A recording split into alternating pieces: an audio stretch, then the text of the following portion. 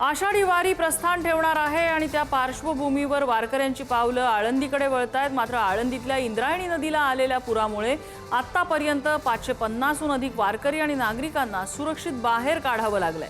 मात्र सिद्धबेट, गोपाळपुरा आणि मंदिर परिसरातील काही नागरिक आणि वारकरी अद्यापही पाण्यात अडकलेले असून त्यांच्या सुटकेसाठी प्रयत्न सुरू असल्याची माहिती पिंपरी चिंचवडचे पोलीस उपायुक्त मारुती जगताप यांनी दिली आहे। दरम्यान इंद्रायणी नदीची पाणी पातळी कमी न झाल्यास संत ज्ञानेश्वर महाराज पालखीचा मार्ग बदलण्याबाबत आळंदीमध्ये महत्त्वाची बैठक घेण्यात आली। संत ज्ञानेश्वर महाराज संस्थान कमिटी, आळंदी नगर परिषद आणि पोलीस प्रशासन पर्यायी मार्गावरती विचारमंथन करतायत असं कळतंय। पालखी प्रस्थान सोहळ्याला काही तास उरले असतानाच आळंदीमध्ये आपत्तीजन्य परिस्थिती निर्माण झाली आहे। ही आपत्तीजन्य परिस्थिती कशामुळे निर्माण झाली आहे तर ती म्हणजे पाऊस आणि दुसरी गोष्ट म्हणजे पवित्र अशी इंद्रायणी नदी हिने धोक्याची पातळी ओलांडल्याचं चित्र या संपूर्ण अलंकापुरी नगरीमध्ये पाहायला मिळतंय। या अलंकापुरी नगरीमध्ये इंद्रायणी नदीच्या तीरावरती भाविकांना शौचालय उभारण्यात येतात, त्यानंतर दर्शन मंडप असेल, पिण्याचं पाणी असेल, अशा अनेक सुविधा नगर परिषद असेल, देवस्थान असेल, महसूल प्रशासन असेल यांच्याकडून राबवण्यात येत असतात। मात्र ही संपूर्ण जी यंत्रणा आहे ती आता पूर्णपणे या पाण्यामुळे कोलमडून पडल्याचं चित्र पाहायला मिळतंय।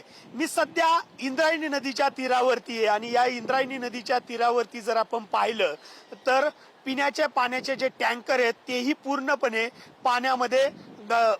पाण्यामध्ये गेलेलं पाहायला मिळतंय। तर दुसरीकडे या नदीच्या तीरावरती असणाऱ्या धर्मशाळा ही पाण्यामध्ये गेलेल्या आहेत। त्यामुळे अनेक वारकऱ्यांना या धर्मशाळांमध्ये मुक्कामी राहायचं असतं, मात्र त्या धर्मशाळा पाण्यात गेल्यामुळे त्यांचं आता खरं तर मोठं नुकसान झाल्याचं चित्र या संपूर्ण ठिकाणी पाहायला मिळतंय।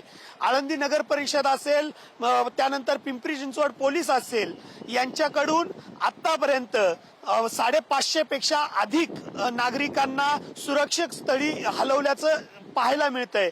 एका दिवसाच्या पावसाने हे संपूर्ण प्रशासनाच्या या तयारीवरती पाणी फिरलेलं आहे।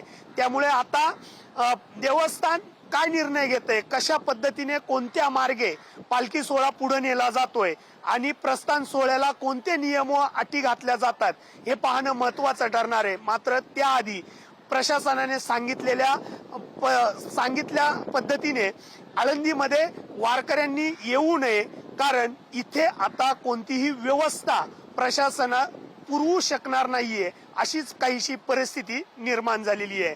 कॅमेरामॅन सचिन कांबळेसह तुषार झरेकर, पुढारी न्यूज, आळंदी, पुणे।